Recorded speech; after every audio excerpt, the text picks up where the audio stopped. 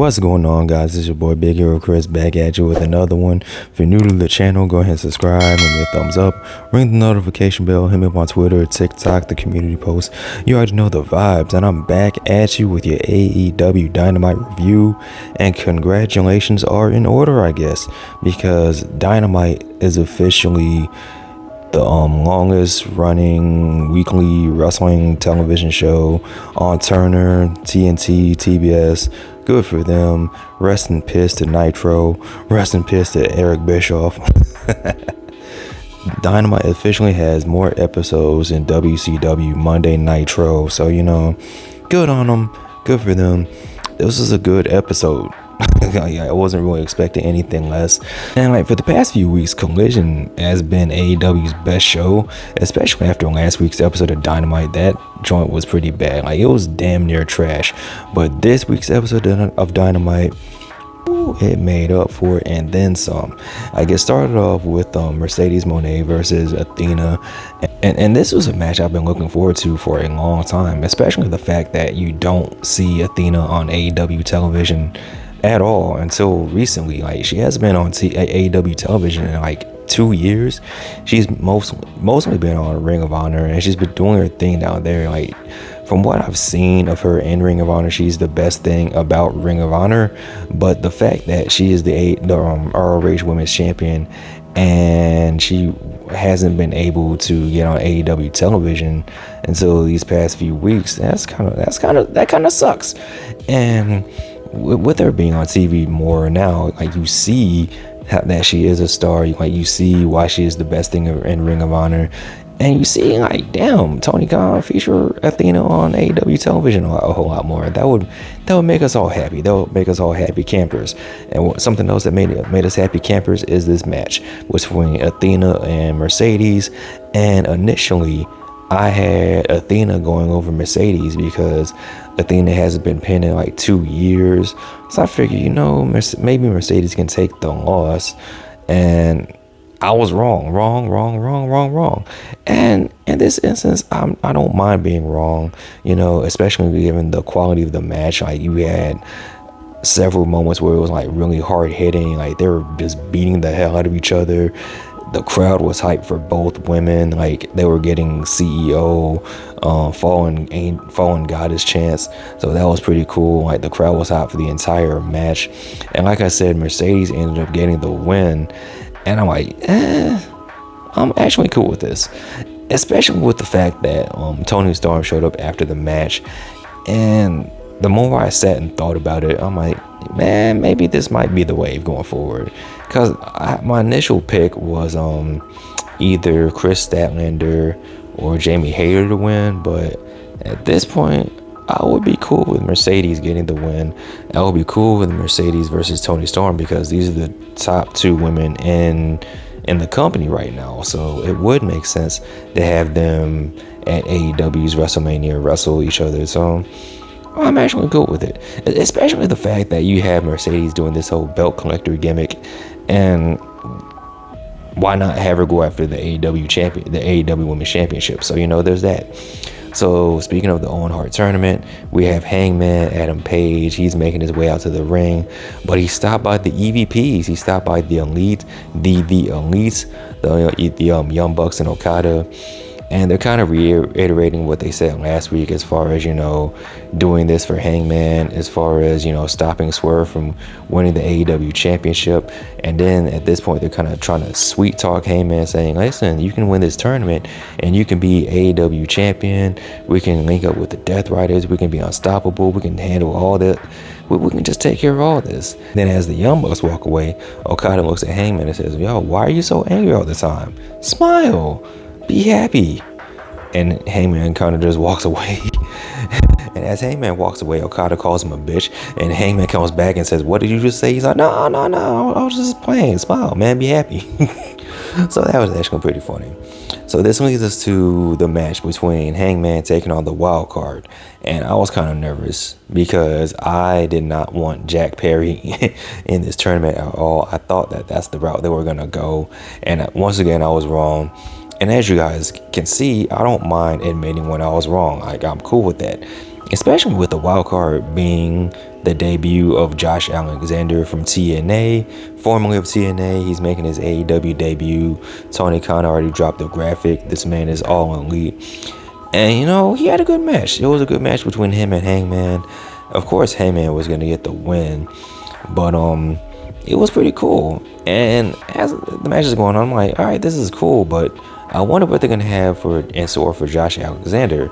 So after the match, Hangman celebrating, and Kyle Fletcher comes out with Don Callis, and the whole crowd is chanting, yeah, fuck you, Don Callis. And Kyle Fletcher gets in the ring, and him and Hangman are squaring up, and you see Don Callis whispering to Josh Alexander, and he gets in the ring and he starts beating up on Hangman, and it's kind of looking like Don Callis is trying to recruit Josh Alexander to join the Don Callis family. Last week, Don Callis put it out there that, he's looking for new recruits to kind of replace Brian Cage and Lance Archer, because they both kind of suck. So this would be a good look. And I'm like, I'm not mad at this, because it gives Josh Alexander with something to do. And it's not just him, just being around and just having matches. Is getting him involved in a storyline. Is him getting involved in a faction. So, I'm actually not too mad about that. Something else I'm not too mad about is the Hurt Syndicate, because they hurt people and they take on the Gates of Agony, Bishop Khan, and Leona. And this was solid. It was an okay match. Of course, the Hurt Syndicate ends up getting the win, and after the match they're celebrating. And something that I'm really getting more and more invested in is this whole storyline between MJF and the Hurt Syndicate. And it's basically MJF trying to win these giant black men over. Like, he's already got MVP. Like, MVP is like, listen, I'm cool with them being in the Hurt Syndicate, but it's up to Shelton and Bobby to, hold up their end and vote them in as well, because it's a democracy. Like, we're a team. We got to work together as one. So each week is MJF doing more and more to win these men over.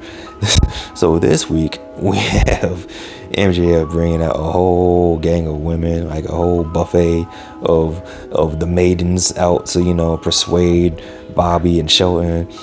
And you can kind of see Shelton, he's into it. Like, he's like, hey, yo, I need some more time. And at first I was thinking, like, he needs more time with the ladies. But Shelton was actually talking about MJF's watch. Like, yo, give me your watch.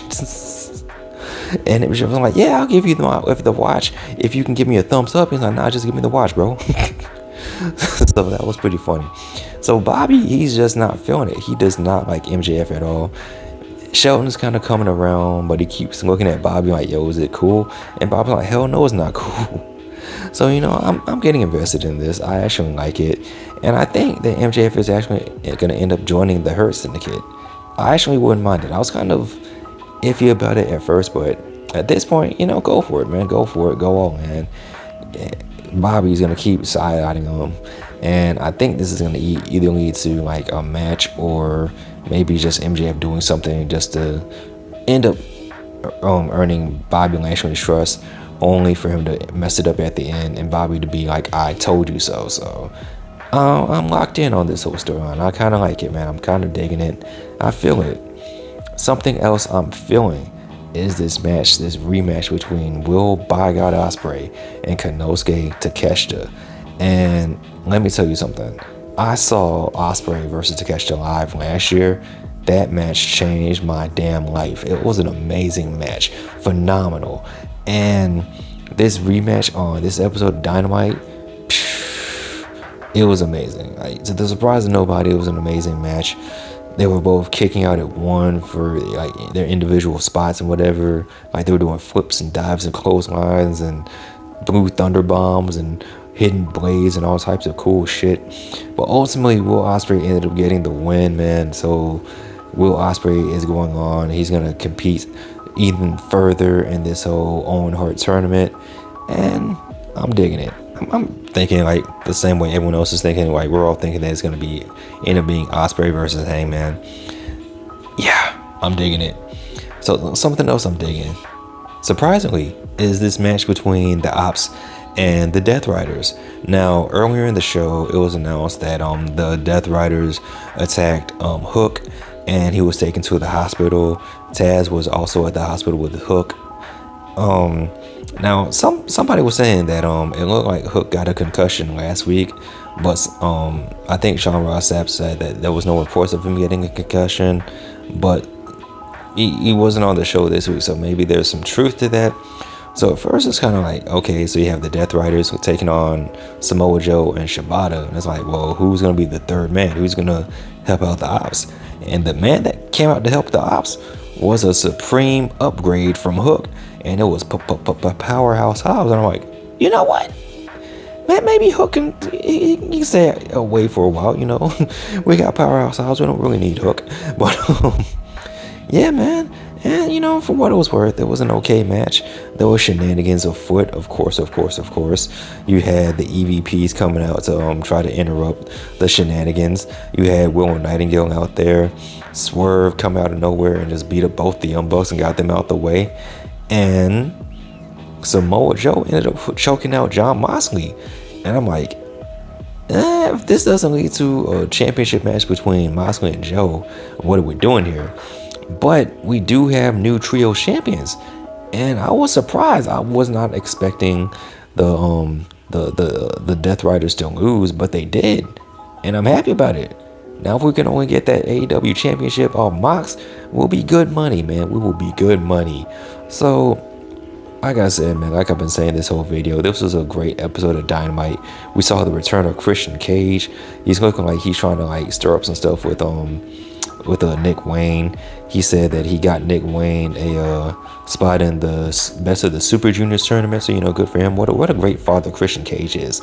And he gave him a congratulatory fatherly pat on the face. Some people say it was a slap. I say it was just Christian just showing love to his son by slapping him in the face. But with that being said, guys, what did you think of this week's episode of Dynamite? Let me know in the comment section below. Of course, as always, like, comment, and subscribe. You guys take care. Bees, I'm out. Peace.